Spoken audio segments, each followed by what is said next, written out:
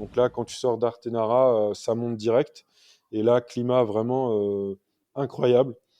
Enfin, d'un virage à l'autre, tu passes de la pluie avec des rafales de vent incroyables où tu es obligé de tenir ta casquette, où tu te prends un brumisateur dans la tête, au virage d'après, genre 5 mètres après, hein, en plein soleil, sur ta droite, avec ambiance canicule.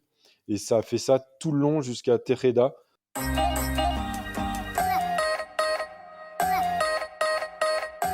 Bonjour, je suis Alexandre et bienvenue dans le podcast Les Joies du Sport, le podcast qui vous permet de suivre une aventure avant même qu'elle ne commence. Dans ce format, des invités viendront te présenter leurs futurs projets sportifs, que ce soit une course avec dossard ou bien un projet off, et cela à 2 reprises. Mais pourquoi 2 interventions sur un même sujet ? C'est peut-être la question que tu te poses. Sache que ces 2 épisodes te permettront une immersion totale dans le projet. Lors du premier épisode, enregistré avant l'événement, ce sera l'occasion de découvrir notre invité et d'en apprendre plus sur le défi qui l'attend et comment il s'y est préparé. Nous découvrirons également comment il intègre son entraînement dans sa vie personnelle et professionnelle. Nous discuterons de ses sensations à l'approche de l'événement ainsi que ses attentes sur ce défi. Et si tu écoutes cet épisode dans les premiers jours de sa sortie, cela te permettra de suivre l'aventure en direct via les informations qui te seront données par l'invité ou via le compte Instagram du podcast, @lesjoiesdusport.podcast. Lors du second épisode, qui sera enregistré après l'événement, que le projet soit couronné de succès ou parsemé de difficultés, l'invité te partagera son expérience lors d'un débriefing complet et nous analyserons la différence entre les attentes et les résultats obtenus. Et ce sera également l'opportunité de connaître ses futurs projets. Maintenant que tu connais le concept, je te laisse avec l'invité du jour. Aujourd'hui, j'accueille de nouveau Basile Cornillo, avec qui j'ai déjà eu l'occasion d'échanger lors de l'épisode 7 du podcast, lors duquel il est venu nous présenter comment il s'est préparé pour la Transgran Canaria Advance.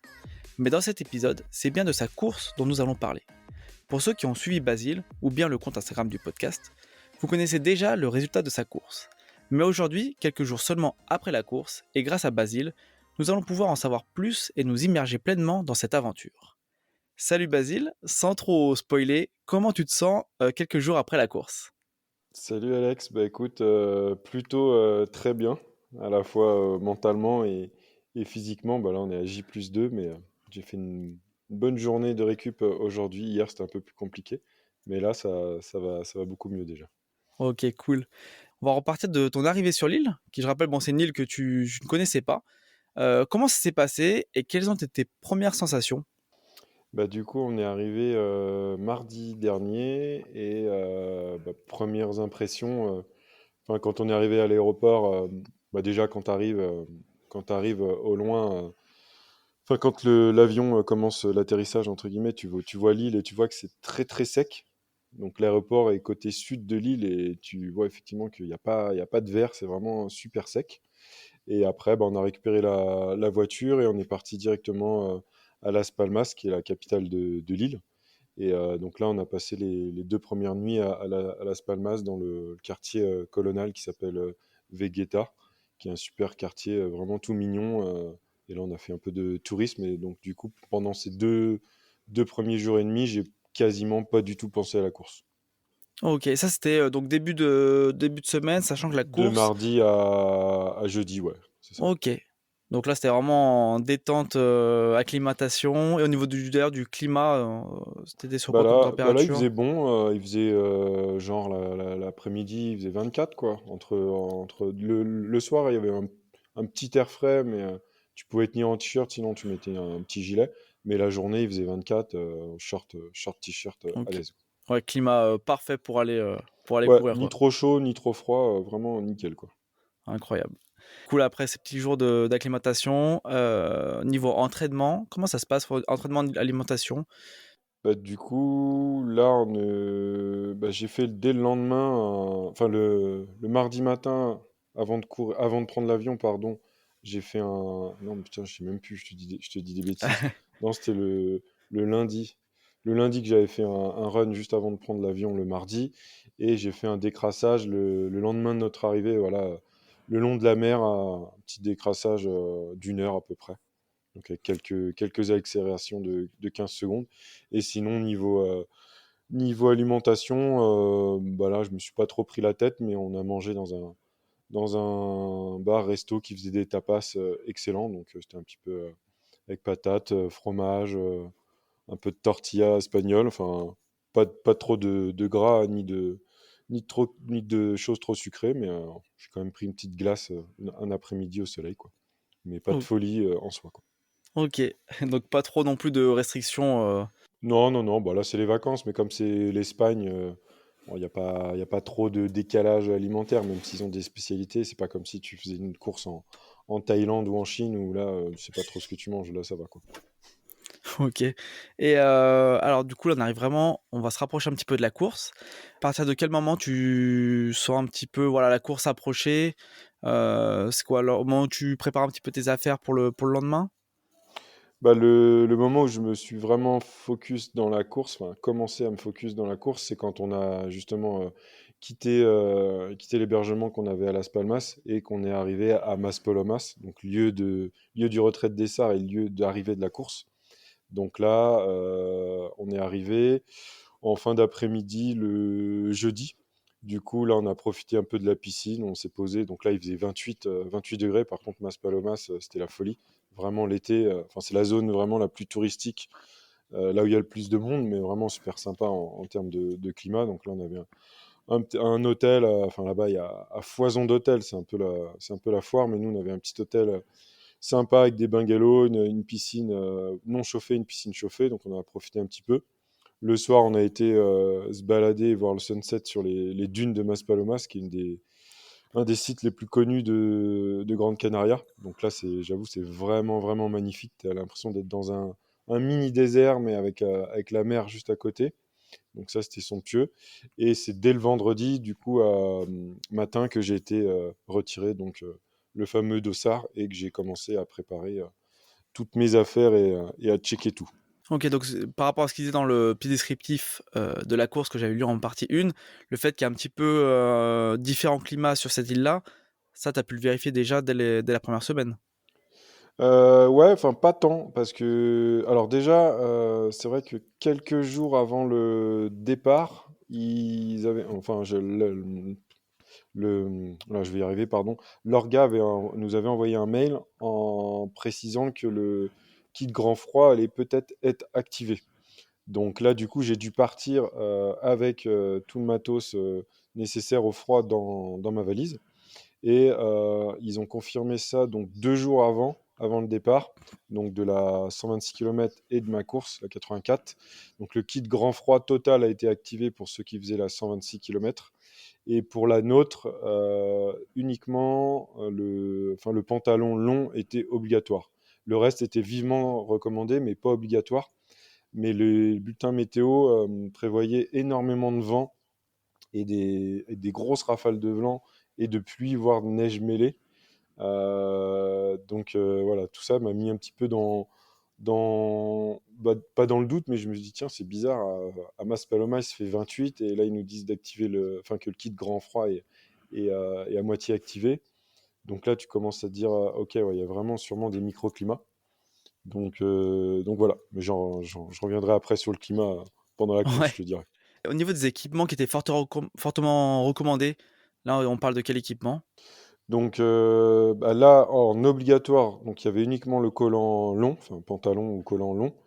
Et sinon, dans le reste qui était vivement recommandé, il y avait gants, bonnet et enfin, une seconde couche chaude. Ok. Eh ben écoute, là, on va se mettre sur le jour de la course, jour de départ. Raconte-nous un petit peu, voilà, ton arrivée jusqu'à la ligne de départ. Comment tu te sens? Dans quel état d'esprit tu es ce matin-là? Bah déjà, quand j'ai récupéré le dossard, bon, c'était super agréable. Le village expo était super sympa. Le retrait de dossard rapide. Donc là, tu te penches un peu plus dans ta course. Tu vois les panneaux avec le tracé, etc. Et après l'après-midi, donc je suis rentré, j'ai préparé toutes mes affaires, tout bien checké, donc tout était prêt déjà en soi. J'ai fait une bonne petite sieste d'une heure. Et après, je me suis couché vers 22h30 pour un lever donc à 5 heures. Parce qu'initialement, je devais prendre la navette mais ça me faisait lever à 4h15 pour manger un bout, puis ça faisait lever ma compagne et ma fille pour qu'ils m'accompagnent au lieu de départ de la navette. Et au lieu de faire ça, en fait, finalement, on s'est tous levés à 5 heures et on est parti en voiture sur le lieu de départ qui est à Gaëté, donc au nord de l'île, où finalement il n'y avait qu'une heure de route. Donc grâce à ça, ça m'a permis d'économiser une nuit de sommeil et parallèlement de... Pas une nuit de sommeil, n'importe quoi, une heure de sommeil. Et parallèlement à ça, bah, voilà, ma compagne et ma fille ont dormi dans la voiture. Et après, du lieu de départ au premier premier ravito avec assistance autorisée, il n'y avait plus qu'une heure de route. Donc pour elles aussi, c'était beaucoup plus sympa de faire ça. Comme ça, elles ont pu voir le départ. Et moi, ça me retirait un petit coup de stress en moins de faire le trajet en car. C'est toujours un peu chiant quand tu as une heure et quart de car, si tu as envie de pisser ou quoi. Enfin, tu n'es jamais à l'aise vraiment dans un car. Donc là, moi, je préférais conduire, faire une heure de voiture tranquille et puis d'arriver sur le lieu de départ. Donc c'était parfait. Et en arrivant à Gaëté, bah, on est arrivé juste au lever du soleil puisque le départ était à 8 heures. Donc là, ambiance vraiment, ça m'a fait penser vraiment au départ du Mute à Madère. Tu as à peu Mm. près les mêmes paysages, tu as des grandes falaises très, très froides, très obliques, avec énormément de vent. Et il faisait 15-16, mais avec le vent un petit peu frais. Et voilà, un départ vraiment sur le port. Donc là, tu vois tout le monde qui se prépare, etc. Et le départ sur la ligne, bah, c'est marrant, ils parlent qu'en espagnol, donc sûrement ils font un petit briefing de course, mais qu'en espagnol. Donc moi, j'ai fait espagnol à l'école, mais j'ai totalement oublié, donc j'ai rien compris. Et ils font même pas de traduction en anglais. Et ça change de la musique de l'UTMB ou des Templiers. Je pense, hein, peut-être que certains auditeurs, s'ils sont espagnols, pourront me dire, mais je pense que c'était l'hymne des Grandes Canaria qui a été, j'allais dire projeté, pas projeté, mais mis au départ. Donc il y avait une petite ambiance vraiment exotique, voilà, qui était sympa, quoi. Donc voilà, jusqu'au départ, comment ça s'est passé. Ok, et donc l'heure du départ, tu peux juste nous la rappeler? 8 Euh, heures. 8 8 heures heures, heure voilà, ok. locale, donc ça faisait 9 heures en France. Ouais. Avec le petit décalage Ouais. horaire. Donc 8 heures hors de départ sur une course en tout cas, qui s'annonce magnifique. En tout cas, au niveau des conditions climatiques, pour le moment, ça annonçait quoi d'ailleurs, ce départ-là, à part potentiellement le froid, mais toi, en regardant la météo le matin? Bah, en bulletin météo, moi j'avais que ce qu'ils nous avaient envoyé par mail, donc grosse rafale de vent, de la fraîcheur et possiblement des rafales de pluie aussi. C'était ce qui était annoncé. Ok. Donc quand on a démarré, bah, t'as quoi? T'as allez, 500 mètres enfin, pour quitter le port, tu as 500 mètres de bitume et après tu montes directement dans une colline. Et là, on a dû commencer par 700, je pense, ouais, 600, 700 mètres de dénivelé. Donc tu montes à flanc de falaise et tu as vue sur les falaises et tout. C'est vraiment somptueux. Là, ça m'a fait vraiment penser à Madère, sauf qu'à Madère, sur le Mute, le départ était de nuit. Et là, tu montes tranquillement. C'est très sec, mais il y avait du vent, mais il faisait ouais, 15-16 degrés. Donc c'était plutôt agréable pour courir.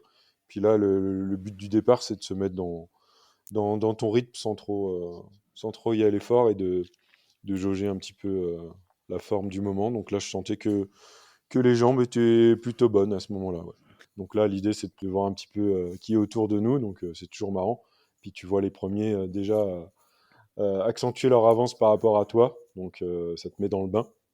Après, on a attaqué une première descente qui était vraiment assez technique. Donc là, je me suis dit, ah ouais, c'est quand même plus technique que ce que je m'imaginais. Et après, on est redescendu. Première grosse montée, là aussi, avant d'arriver au premier ravito. Donc, ravito El Hornillo, ça s'appelait. Donc là, un ravito dans un. Enfin, c'était même pas un village, c'était un lieu-dit, je pense. Donc là, je me suis pas arrêté du tout.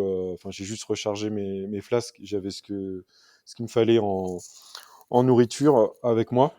Et donc là, me voilà reparti pour Artenara. Donc c'était le premier ravito avec assistance autorisée. Donc c'était au bout du 22e. Donc il faut savoir que toute la première partie de course, donc sur les 45 premiers kilomètres, tu as un ratio de 10 et 1000 à chaque fois.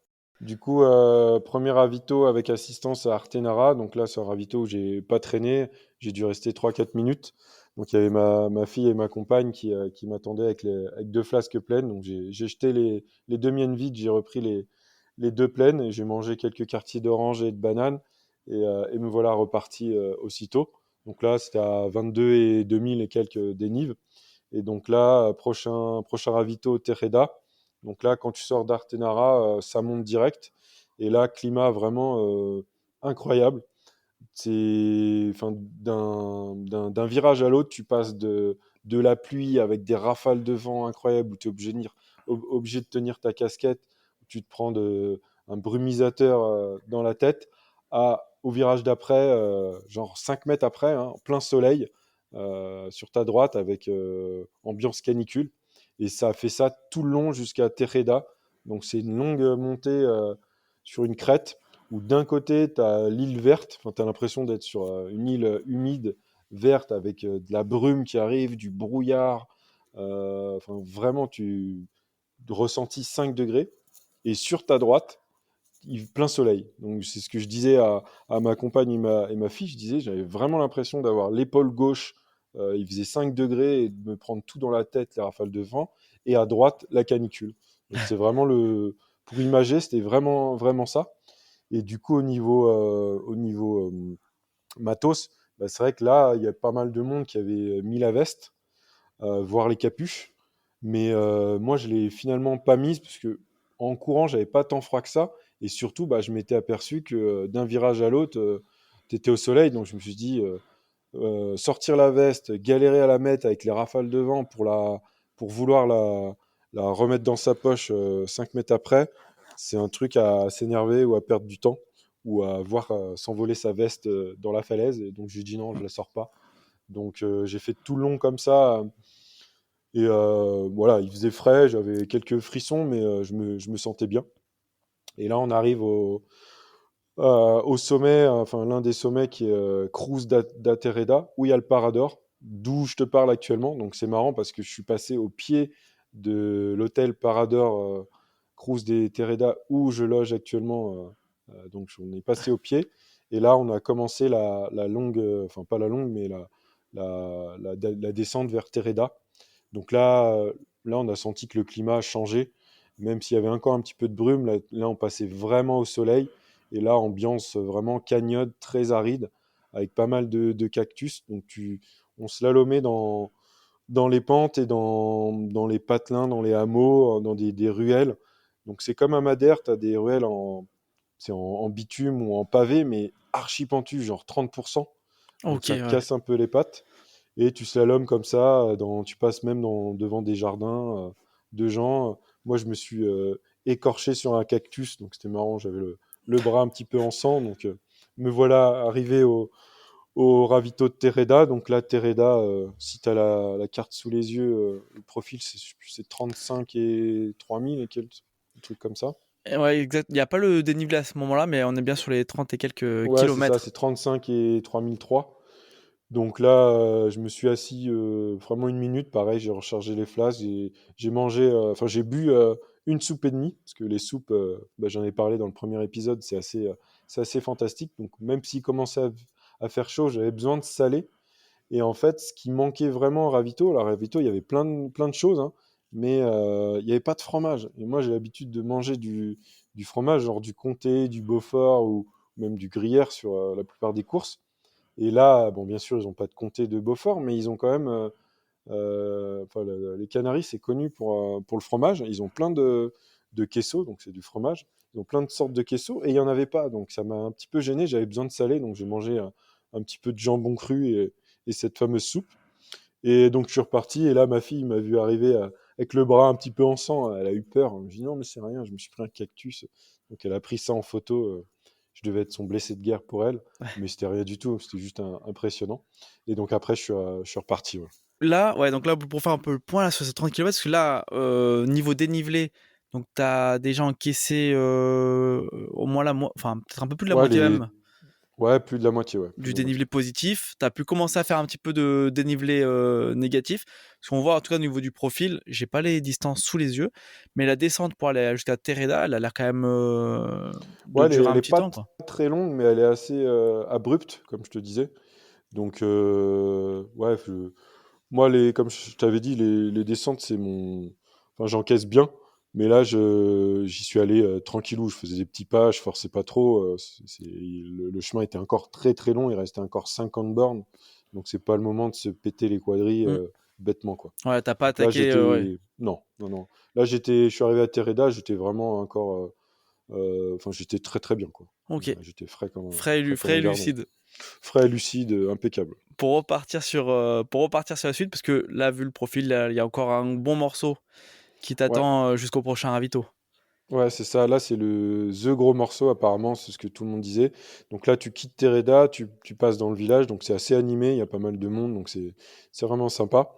Après, tu as une petite descente, et là, tu commences à monter, en fait, sur le fameux site qui est Roque el Nublo, donc qui est le fameux site avec les deux rochers gigantesques qui fait vraiment penser États-Unis. Donc là tu es vraiment dans des paysages totalement arides, avec juste des cactus, quelques maisons blanches à droite à gauche.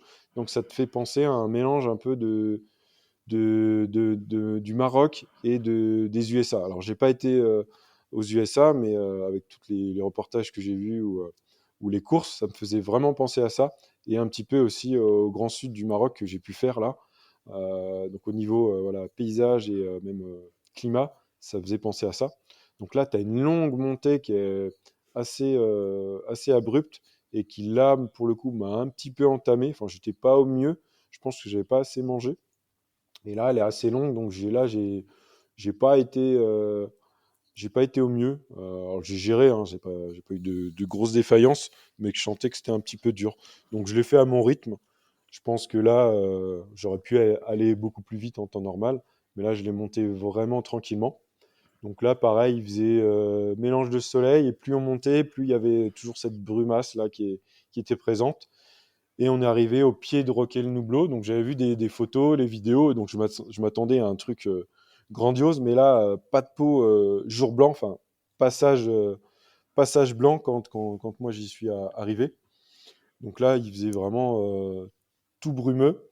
Et en fait, tu arrives à un croisement de chemin, et à gauche, c'est Roquel Nublo, et ils te font juste monter cette partie-là pour pointer en haut. Donc tu as t'as un pointage, et en fait, tu reviens et tu redescends. Donc c'est juste un pointage aller-retour, normalement pour voir le site et que les photographes prennent des belles photos.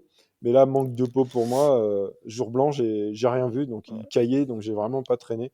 J'ai fait l'aller-retour, je suis pointu, j'ai pointé, je suis redescendu, et donc on est arrivé au troisième ravito à El Garanon, qui est un camp où il y a des bungalows qui font un peu camping pour ceux pour les touristes qui viennent justement en randonnée dans le coin, parce que là, tu as des super lieux de randonnée. Donc là, c'était le troisième ravito, et c'est aussi le camp de base, entre guillemets, où ceux de l'ultra du 126 km et même notre course pouvaient avoir leur sac d'allègement et peuvent se changer. Et tu as aussi une cantine, donc tu as vraiment t'as genre un self, tu passes comme à la cantine, enfin, tu as un petit cheminement où tu prends ton plateau, tes couverts, et là, tu as la maman espagnole qui te sert, t'as du riz, de la paella, des patates, du poulet. Alors moi, je demande un petit peu de riz et deux, trois morceaux de poulet. Elle m'a servi une assiette de malade mental. Bien sûr, j'ai mangé 3 cuillères, et je suis reparti. Donc j'ai un peu gâché. Et j'ai mangé des patates, parce qu'il y a un fameux plat typique là-bas c'est des toutes petites patates comme des pommes de terre grenaille, mais cuits, je pense, au four, enrobés un peu de sel, et ils ont des sauces rojo ou verde pour agrémenter ça, donc c'est super bon. Là, j'ai juste mangé les patates, j'ai pas pris la sauce, hein, j'ai pas pris de risque, et un peu de riz, et je suis reparti du coup. Ok, ouais, donc là, c'est vraiment là où du coup, je t'avais parlé du sac de vie Ouais, qui était possible. Donc là, c'est ici que certains ont pu le mettre. Donc là, ils ont mis quand même un campement un peu plus, en tout cas, gros, conséquent que. ouais, ouais, c'est ça. Tu avais un vrai camp ou ceux de l'Ultra notamment, qui avaient passé, je pense, une nuit assez terrible parce qu'il avait beaucoup flotté pour eux, ceux qui étaient partis à minuit. Donc, moi, déjà, j'étais assez mouillé, mais eux, ils étaient complètement trempés et il y avait quand même des chemins boueux. Il y en a pas mal qui avaient dû se péter la gueule. Ils étaient tout pleins de boue. Donc, je pense que le fait de se changer, eux, ça leur a fait le plus grand bien. Moi, je n'ai pas eu la nécessité puisque voilà, avec le soleil entre-temps qu'il y avait eu, j'étais relativement sec et j'avais pas envie de perdre de temps non plus. Donc ça, c'est un ravito où j'ai dû rester peut-être 7-8 minutes, quoi, max. Est-ce que là, entre le parcours 84 et 126, si je me trompe pas, à quel moment en fait ils deviennent communs? Enfin, déjà, est-ce qu'ils deviennent communs jusque d'ici à la fin du parcours? Ils deviennent communs juste avant le premier ravito à El Hornillo.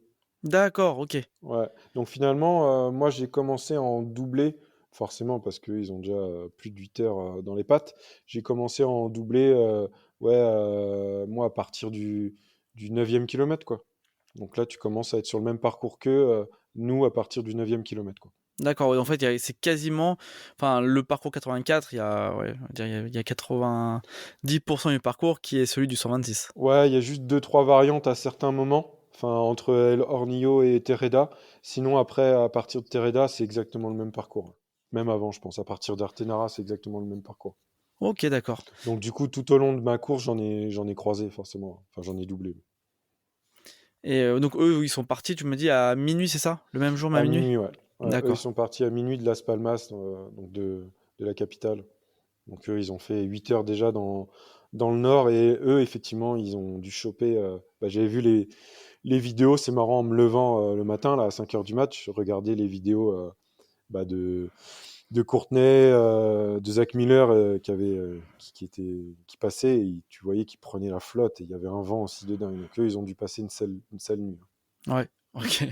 Donc ça va, tu t'es peut-être pas trop mal sur ce coup-là Ouais, pour. on s'en est pas trop mal sorti. Je pense que nous, bon, il a fait froid, il a plu, mais il faisait jour, donc c'est pas les mêmes. Enfin, pour ceux qui ont déjà fait des ultras et qui ont passé des nuits dehors, la nuit c'est complètement différent, hein, quand même. T'as pas les mêmes repères, enfin, enfin, c'est pas le même climat non plus. C'est pire, quoi. Pour finir avec ce point de ravitaillement, tu es resté combien de temps dessus à peu près?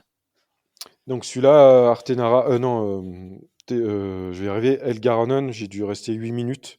Donc là, là, ça devait faire 45 et 4000. Donc là, tu as tout le dénivelé quasiment avalé et tu as fait plus de la moitié de la course. Mais par contre, il te reste un marathon et 800 mètres à faire encore avec une grosse descente Mm. derrière. Donc là, c'est la descente de El Garanon jusqu'à Tunte. Donc là, tu commences. Enfin, quand tu quittes le ravito, tu t'es dans des forêts de pins, donc c'est vraiment super agréable. Donc là, c'est mi-ombre, mi-soleil, donc ça se court très bien. Le terrain est plutôt mou et pas trop technique, donc pour se relancer, c'est vraiment pas mal.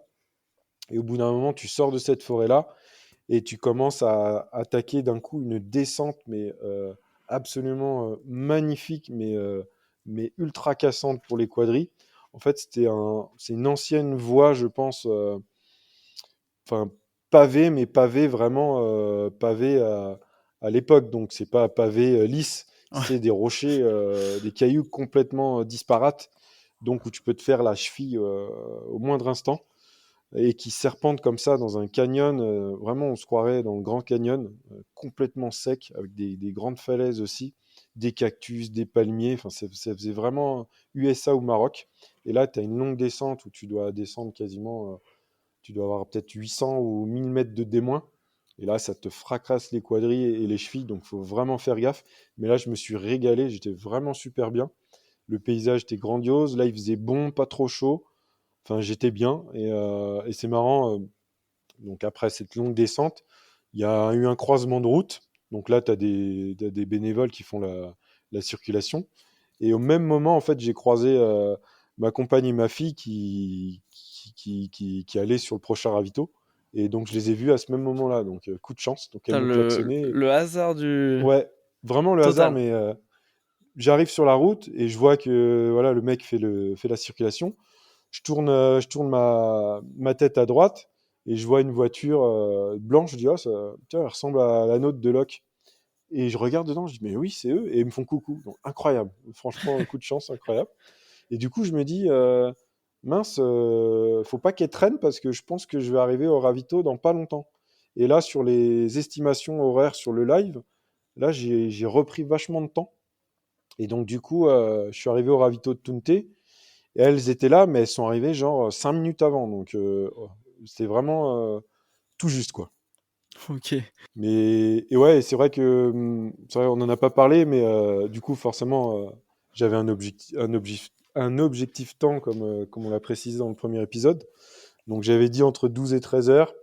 Moi, je m'étais fixé 12h35. En fait, le tableau fantôme, je sais pas si tu sais ça, Alex, mais sur Non. les suivis Live Trail, en fait, selon ta cote ITRA ou ta cote UTMB, tu as un tableau estimatif de tes temps de passage au ravito et de ton temps final, donc Ok, selon ta d'accord. cote. Donc moi, selon ma cote, il me mettait temps estimé 12h35 avec des temps de passage à chaque ravito. Donc moi, je m'étais un petit peu calé sur ça. Mais dès les premiers ravitaux, en fait, j'étais en avance de 15-20 minutes. Donc c'est là où je me suis dit, ah putain, je suis plutôt dans un bon jour et c'est bon signe, quoi. Donc, et après, selon les ravitaux, enfin, selon les estimations, que ce soit en montée ou en descente, bah, moi, forcément, je gagnais du temps, plus quand il y avait des parties descendantes que montantes. Que m'entendre. Donc, c'est pour ça que ce ravito-là, au final, elles sont arrivées 5 minutes avant et elles ont failli me louper, quoi. Donc, D'accord. finalement, ça s'est bien goupillé. Parce que là, t'étais à combien de temps à peu près sur tes temps de passage? Combien de temps d'avance? Bah là, j'ai pas regardé, mais je devais être quasiment 45 minutes, même voire 1 heure avant, hein. Ah Une oui, heure, d'accord. ouais, ouais, donc j'étais très très large, quoi. Ok, ouais. Et là, on arrive à Tunte, donc vraiment petit village super mignon. Ça faisait un petit peu ambiance mexicaine, marocaine, États-Unis, tu vois. Ouais, tu fais le tour du monde là. Ouais, ouais, c'est pour ça que tu voyages, mais c'est ça qui est kiffant, donc ça te motive et en fait, les kilomètres passent plutôt vite, c'est un bien grand mot, mais ça passe bien, quoi. Donc là, ravito, et chose extraordinaire aussi, bah, ah tiens, même avant, il faudrait que je le dise ça, quand on était à Algaranon, j'ai croisé Émilie Vaudan. Émilie Vaudan, qui est une athlète suisse que l'on sponsorise chez Baou. Donc je savais qu'elle faisait la course, mais je pensais qu'elle allait être devant moi parce que bah, c'est une élite, hein.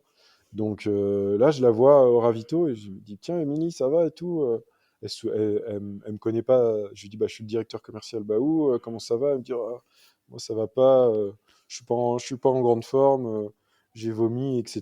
Je dis, ah mince et tout. Bah, je dis, bah, allez, bonne chance et peut-être à tout à l'heure. Je pensais qu'elle allait me redoubler. Et au final, bah, je vous redirai à la fin, mais je l'ai recroisée. Mais donc, du coup, c'est marrant, j'ai croisé une de nos athlètes Baou qui était sur la même course que moi. Et pour revenir à Tunte, en fait, là, pareil, au ravito, je vais chercher mes quartiers d'orange, mes bananes, et je vois Julien qui est journaliste de Wider Magazine, avec qui on avait collaboré aussi avec Baou. Je savais qu'il était sur la course, et là, on s'est croisés à ce moment-là, à ce ravito, donc super sympa. Il dit, ah, cool et tout. Bah, viens, on continue ensemble. Bon, bref, lui il part un petit peu en avance. Et au final, je le rattrape quelques kilomètres après. Parce que lui, il avait des problèmes gastriques, donc il s'était arrêté derrière un buisson pour faire une grosse pause popo. Et donc, on s'est retrouvés à ce moment-là. Et au final, on a commencé à courir ensemble. Et on a fait toute la partie finale, enfin, jusqu'à l'arrivée ensemble. Et Ok. donc, ça a été vraiment un leitmotiv chacun. Ça, c'est assez extraordinaire quand tu retrouves quelqu'un qui a à peu près le même rythme, puis tu commences à bien sympathiser. Bah, en fait, sur des fins de course, c'est un soutien qui est assez extraordinaire. Et là, d'avoir quelqu'un que tu connais, alors je connaissais pas tant que ça, mais que tu connais un petit peu, qui est français en plus, dont tu peux parler avec lui, bah c'est pas un soulagement, mais c'est super sympa. Et bah, du coup, tu discutes et quand tu as des moments un peu difficiles, bah, ça passe mieux. Donc lui, il était plutôt à l'aise dans les montées et puis moi, je faisais la trace, entre guillemets, dans les descentes. Mais il fallait faire gaffe quand même parce que Là, tu rentames aussi une grande descente et c'est super technique avec plein de cailloux. Donc, il faut vraiment faire gaffe où tu mets les pieds. Donc, on discutait, mais pas tant que ça. On faisait vraiment gaffe, quoi. Ouais, il y Voilà. avait focus quand même sur là où Ouais. tu mettais les pieds. Bah là, tu te dis, la fin est plus trop loin, mais c'est pas le moment de se faire une cheville ou de se blesser bêtement. Donc, bon, on en a. Chacun de nos tours, nos chevilles ont un petit peu tourné, mais on les a rattrapées et c'était pas bien méchant. Et on est arrivé au dernier ravito, qui était, je sais même plus comment il s'appelle, tu as peut-être la carte sous les yeux, Alors, Aguimai ou je sais pas quoi, je sais pas comment on Ao- prononce. Ayagores? Ouais, Ayagores, voilà. C'était vraiment une ambiance vraiment sympathique et cordiale. Il y avait beaucoup de monde, mais ça devait être de la population locale, parce que là c'était un lieu assez isolé, donc pas d'assistance. Et donc là, il y avait des grosses paellas géantes pour ceux qui voulaient. Donc nous, on n'avait pas trop l'appétit à ça.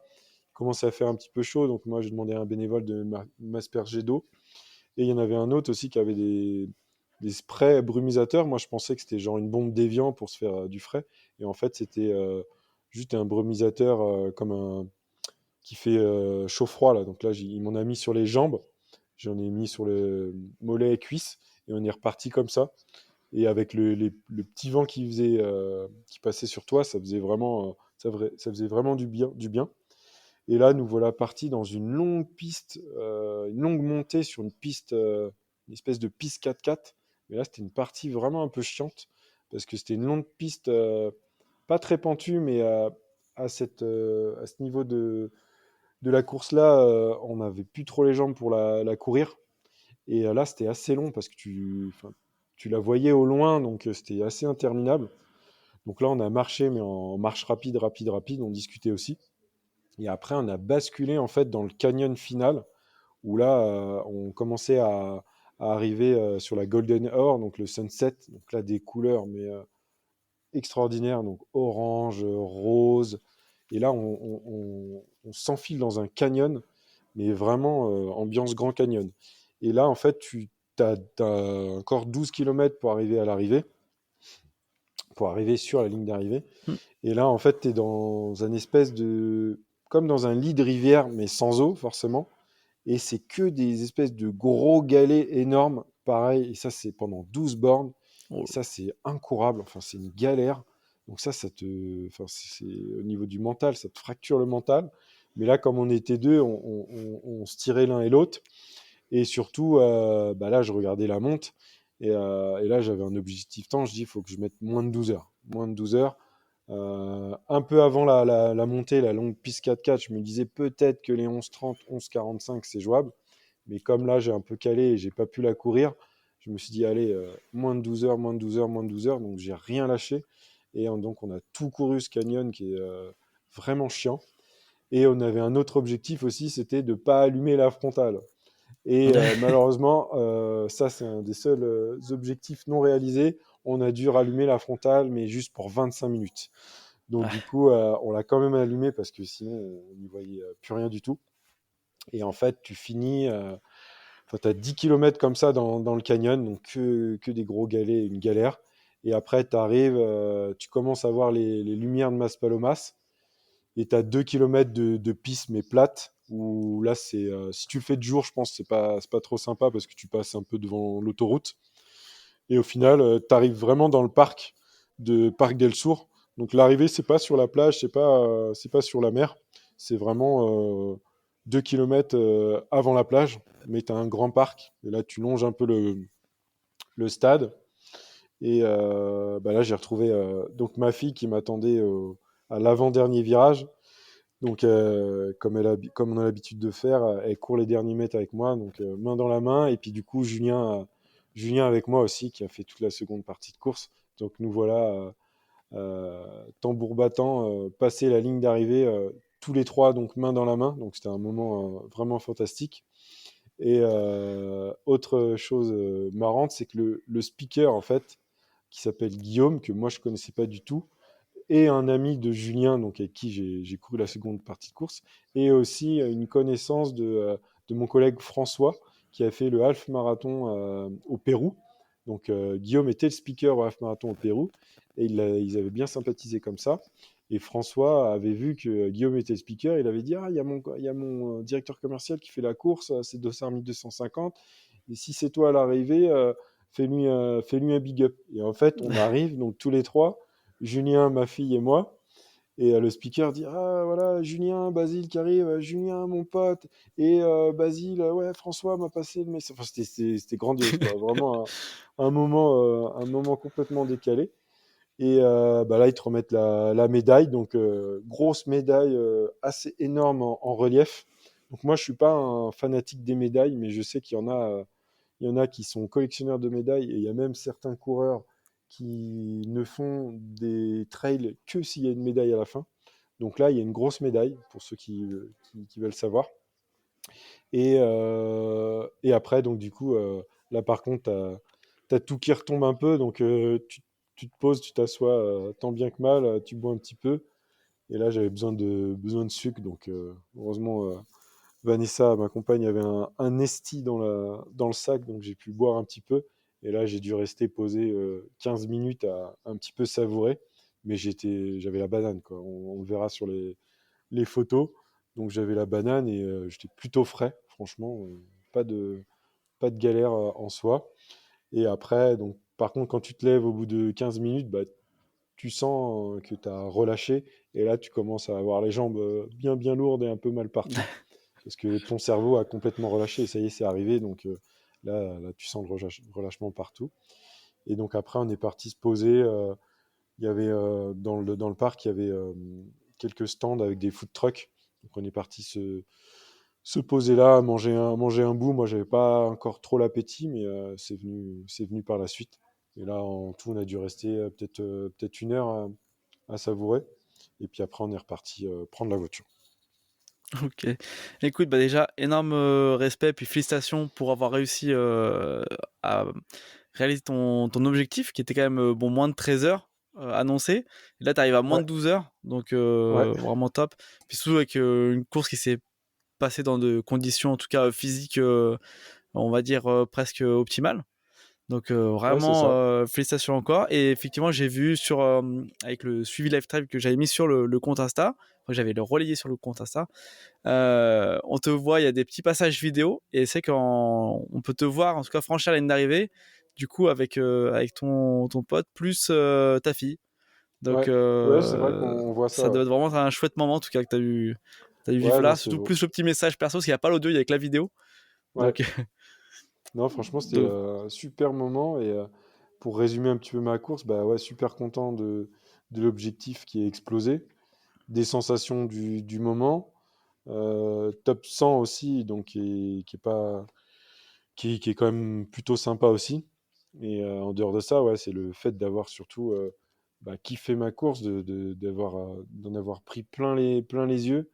C'est vraiment ce que je cherche quand je fais du trail, c'est d'aller sur des courses dont j'ai envie et où il y a des choses à voir et qui me plaisent. Et là, franchement, je me suis régalé à tout niveau. L'orga est vraiment au top du top. Les ravitaux, tout est carré, le balisage, c'est carré. Le parcours est magnifique, technique, il y a de tout. Donc franchement, c'est une course que je recommande à 3000%. Vous pouvez y aller les yeux fermés. En plus, il y a tous les formats, hein. Vous n'êtes pas obligé de faire les grandes. Donc il y a l'ultra, il y a le 84, il y a le format marathon, le 20, il y a même des courses enfants, il y a un KV. Donc il y a vraiment de quoi s'éclater. Donc franchement, topissime. bah écoute, tu vois, c'est bien que tu parles de ce sujet-là, parce que c'est quelque chose que je voulais aborder un petit peu sur la plupart, en tout cas, des épisodes du podcast. Un petit peu la partie de l'organisation de la course, comment toi tu l'as vécu, que ce soit de l'inscription au retrait du dossard jusqu'à l'arrivée de la course. Donc c'est bien, tu as déjà répondu en grande partie à cette question-là. Sachant que tu la recommandes à 3000%, je pense que pour toi, en tout cas, cette Ouais, aventure-là, et ce côté-là, en tout cas, est vraiment pleinement satisfait. oui, franchement, non, rien à redire sur l'orga, sur tout ce que j'ai cité avant.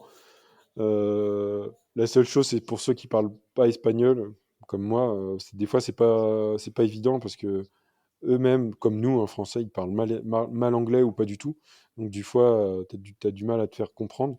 Mais bon, quand tu es dans la course, que ce soit enfin, quand tu cours, il y a plus de langue qui soit, tu arrives à te faire comprendre, puis au ravito, tu pioches ce qu'il y a, donc c'est pas trop gênant.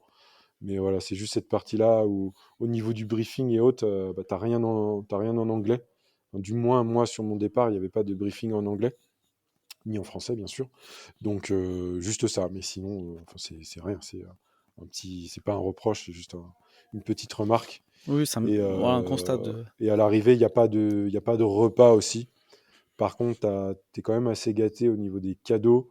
Donc, quand tu prends ton dossard, tu as un t-shirt North Face, un vrai t-shirt North Face. Hein, c'est pas un t-shirt avec un t-shirt bas de gamme floqué North Face, c'est un vrai t-shirt North Face. Et pour les finishers, tu as une vraie veste North Face à capuche, pareil, qui vaut 200 euros 200 euros dans un magasin, quoi. Donc, Ok, ah oui. ça, c'est vraiment quali, quoi. Ok, ouais, ça c'est cool. Donc voilà, donc t'es reparti avec un t-shirt, une veste, une médaille.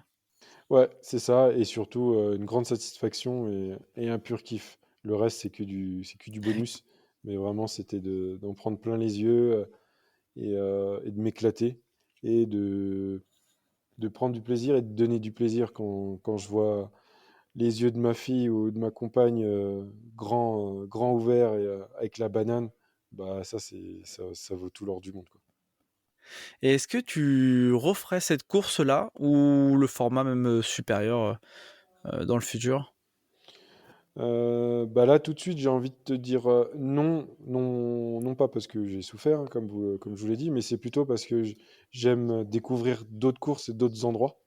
Donc là, comme c'est une course qui est pas à domicile ou qui nécessite quand même une certaine logistique, bah, j'ai pas nécessairement envie de la refaire, mais par contre, ça m'a conforté dans l'idée de faire d'autres courses à l'étranger et de mixer, bien sûr, toujours la course avec des vacances et de profiter de la destination en dehors de la course aussi.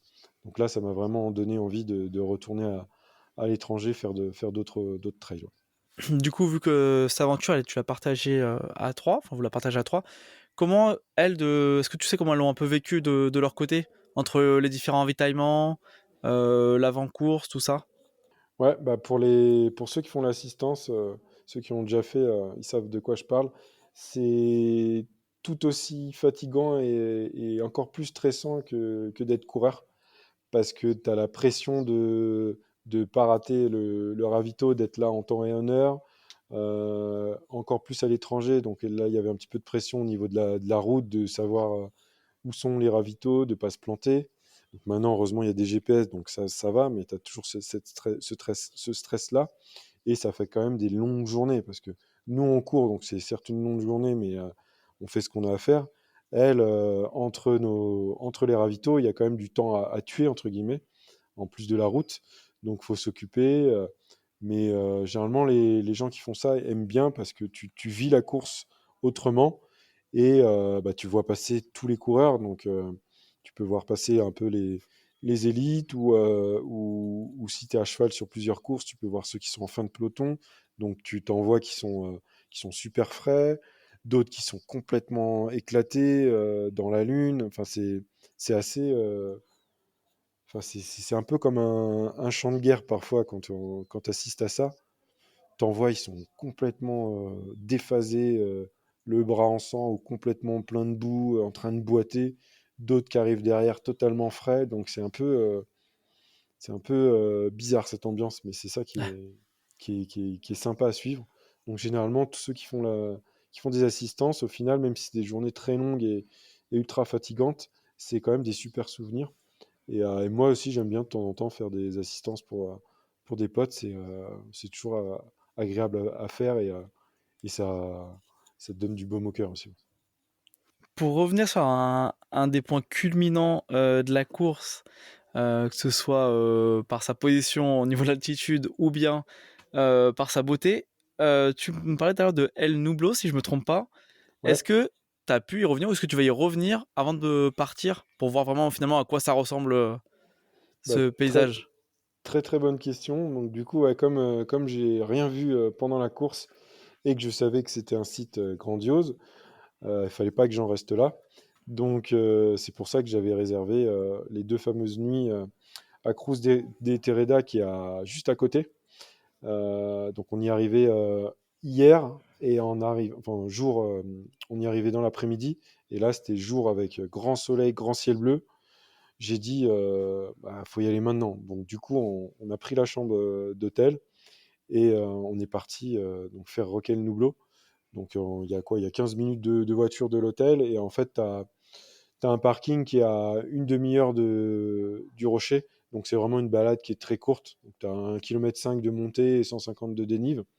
Et là, on y est arrivé vers 17h30. Donc, on était arrivé vraiment aux belles lumières. Et on a pu faire le sunset en haut de Roquel Nublo. Mais on a eu de la chance, on a eu un sunset mais incroyable. Donc ceux qui me suivent sur Insta, on peut suivre ça. J'ai mis pas mal de photos, mais c'était vraiment magnifique. Un des meilleurs moments de ma vie que j'ai pu vivre. Donc là, pareil, ambiance vraiment western, avec une vue donc à 360 degrés. Donc plein ouest avec le coucher du soleil. Donc tu vois tout le canyon et toute la vallée avec différentes couleurs, des brumes.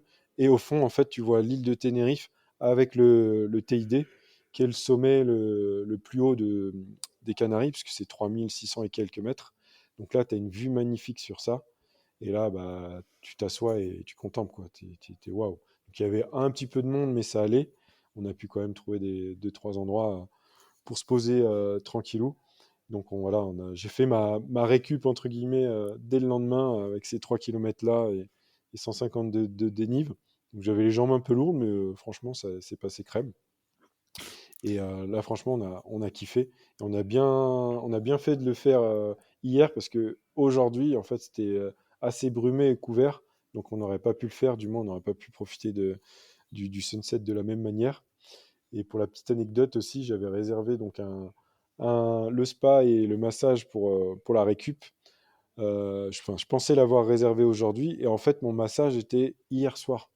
Donc, si je m'étais pas planté, j'aurais profité du massage, mais pas du sunset. Et au final, bah, ça s'est bien goupillé parce que j'ai loupé le massage, mais j'ai pas loupé le sunset et j'ai pu récupérer le massage aujourd'hui. Donc aujourd'hui, j'ai fait le massage dans l'après-midi. Donc j'ai pu quand même faire mon massage qui m'a fait un bien, un grand bien. Ouais, bon, je pense que tu as gagné au change, hein, à mon avis. Ouais, non, là, j'ai rien perdu et j'ai gagné au change. Et du coup, là, on part un petit peu sur la partie récupération. Comment toi, tu vois en tout cas la récupération après une course comme ça par rapport bon, à ce que tu as déjà entamé? Tu nous as expliqué une petite marche plus massage, sauna. Et pour les prochains jours, comment ça va se passer pour toi? Bon, là, ça va être vraiment cool au feeling total. Donc là, déjà, au niveau alimentation, bah, tu manges un peu tout. C'est vrai que dès le lendemain, ou même dès la nuit, après mon arrivée, j'avais faim et je mangeais tout ce qui bougeait. Je me suis même levé la nuit, parce que la première nuit, en fait, après ton arrivée, on n'arrive pas à dormir, tu as les jambes qui te lancent, puis tu as encore l'excitation, l'adrénaline. Donc j'ai pas du tout dormi. Enfin, j'ai somnolé et je me suis levé deux fois dans la nuit pour aller manger ce qui restait un petit peu dans le frigo. Donc j'ai mangé tout ce qui passait. Et c'est vrai que pendant 2 jours, tu as envie de tout bouffer, quoi. Tu manges, tu manges, tu manges, tu manges. Donc là, ça commence à se calmer, mais voilà, pas de privation à ce niveau-là. Là, c'est vraiment récup. Donc je mange ce que j'ai envie, ce que je veux. Donc je m'accorde un peu des choses que je m'accorde pas d'ordinaire, on va dire. Et sinon, bah, là, après le massage, voilà, c'est au moins 4 5 jours tranquille, sans activité physique. Et puis jeudi, je verrai si je refais un petit footing. Mon coach m'a dit vélo, mais bon, j'ai pas de vélo sur place. Donc peut-être qu'à l'hôtel, il y aura des vélos elliptiques. Donc peut-être je ferai ça ou un petit footing selon mon ressenti et mes jambes. Voilà. Si je sens que j'ai encore besoin de récup, bah, je continue la récup. Sinon, voilà, en gros, c'est 5 6 jours après, petit footing tranquille, quoi. Ok, ça marche. Et puis, alors, on va partir un peu plus loin. Quels vont être tes projets futurs, tes prochaines courses, tes prochains défis? Où est-ce qu'on peut te suivre et quelles sont tes prochaines actualités? Bah, j'ai rien de vraiment décidé encore. J'ai plein de courses en tête que j'avais notées dans mon agenda. Il faut que je vois avec mon coach, justement, avec Fred, comment je peux les caler au mieux. Mais l'idée, en fait, ça serait possiblement de faire un gros ultra sur juin-juillet, puisqu'en mai, il y a pas mal de ponts, donc je vais pouvoir en profiter, poser des congés, et je vais pouvoir vraiment borner, de faire un gros bloc pour essayer de faire un gros ultra sur juin-juillet. Donc ça va être mon objectif. Et après cela, donc, bah, après un ultra, il faut voir déjà comment on récupère encore une fois. Et peut-être d'autres, d'autres courses en fin d'été. Donc, soit un autre ultra, soit plusieurs petites courses de 40 km, entre guillemets. Et, euh, et octobre aussi, pourquoi pas un autre ultra. Enfin, à voir, voilà. J'ai rien de fixé, mais dans l'idée, ça serait à minima un gros ultra sur juin ou juillet. Et après, je verrai en fonction de la forme et de l'envie. Et c'est quoi, toi, un petit peu les courses qui te font envie là, de faire cette année ou même l'année prochaine, là, en ce moment, celles que tu ziotes du coin de l'œil? Ouais, bah là, sur juillet, juin-juillet, il y avait l'UTB, qui est l'Ultra Trail du Beaufordin. Mais j'ai raté les inscriptions. Enfin, tout est parti en une demi-heure, donc il n'y a plus de place. Donc, à moins de trouver un dossard d'une certaine manière, celui-là, il sera foutu pour cette année. Et après, il y a l'UTHG, qui est aussi magnifique, donc qui est vers Samoin, pour ceux qui connaissent. Mm. Donc ça, c'était les Oui, deux que l'Ultra j'avais Trail du mis de Haut-Gifre, noter. c'est ça? Ouais, c'est ça, Ultra Trail du Haut-Gifre. Ou il y a le Grand Trail de Serponçon aussi, qui a changé de date, qui est en juin également. Donc ça sera un de ces trois-là, je pense, pour cet été. Et après, je pense que je vais m'aligner sur le Super Bélier, donc il y a un combiné de trois courses, un 7 km, un 15 et un 42 sur 3 jours, donc avec un total de 80 et quelques kilomètres. Donc ça, c'est à domicile, entre guillemets, à la Clusa. Et donc en octobre, je verrai. Je verrai si je refais un ultra ou un 60-80. Et sinon, les courses qui me font vraiment rêver un petit peu à l'étranger, bah, il y a bien sûr la Diagonale des Fous, comme un peu tout le monde, mais ça, je l'ai dans le coin de la tête. Et sinon, il y a une course qui est moins connue, mais qui me fait doublement rêver, c'est l'UTAT. Enfin, maintenant, ça s'appelle l'Atlas Quest, je pense, qui est un ultra au Maroc, dans tout l'Atlas, au départ de Doukmaiden. Et en fait, c'est 110 km, je crois, et 8000 mètres de dénivelé. Et tu as 3 ou 4 sommets à plus de 3000 mètres. Et là, pareil, tu es dans des paysages mais, grandioses, où des Mm. fois, tu peux courir pendant 30-40 km sans croiser la moindre habitation et la moindre personne. Donc ça, c'est des choses vraiment qui m'attirent. Et là, le fait d'avoir retrouvé des paysages un peu semblants au Maroc, sur la Transgrande Canaria, bah, ça m'a doublement motivé pour m'inscrire un jour sur l'UTAT. Donc si l'organisateur de l'UTAT m'entend, je suis chaud pour venir. Le message est lancé. Écoute, on arrive gentiment sur la fin de cet épisode de partie 2 de ton aventure. Voilà, je tenais encore à te remercier d'être venu et revenu partager cette aventure en intégralité. J'espère que, en tout cas moi je pense que certains, ça va leur donner envie de faire cette course. En tout cas ceux qui se posent encore des questions, je pense que ils se retrouveront peut-être le pas pour l'année prochaine en fonction de leur agenda. Mais voilà, merci en tout cas à toi d'être venu sur le podcast. Merci beaucoup à toi, Alex, de m'avoir reçu, et puis ravi d'avoir pu partager ces 2 épisodes. Et puis j'espère que ça a pu donner envie à certains de courir ou de faire la Transgrande Canaria. Et puis je suivrai avec attention tes prochains épisodes avec, je pense, des grosses têtes d'affiche à venir. Voilà, petit teaser. On se Ouais, comprend tous les deux. exactement, oui, quelque chose qui s'est passé récemment. Donc effectivement, oui, il y a du lourd à venir. Et pour terminer l'épisode, qu'est-ce qu'on peut te souhaiter pour le futur?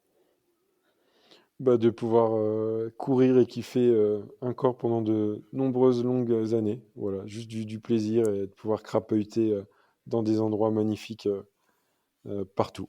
Voilà, rien que ça me suffit. J'espère que cet épisode t'a plu. Si c'est le cas, n'hésite pas à le partager avec tes proches et à donner ton avis en laissant une note sur ta plateforme d'écoute. Cela contribuera à augmenter la visibilité du podcast et à avoir des invités toujours plus incroyables. Et pour ne rien manquer des prochains épisodes, je t'invite à t'abonner au podcast. Et nous, on se retrouve très bientôt pour une nouvelle aventure.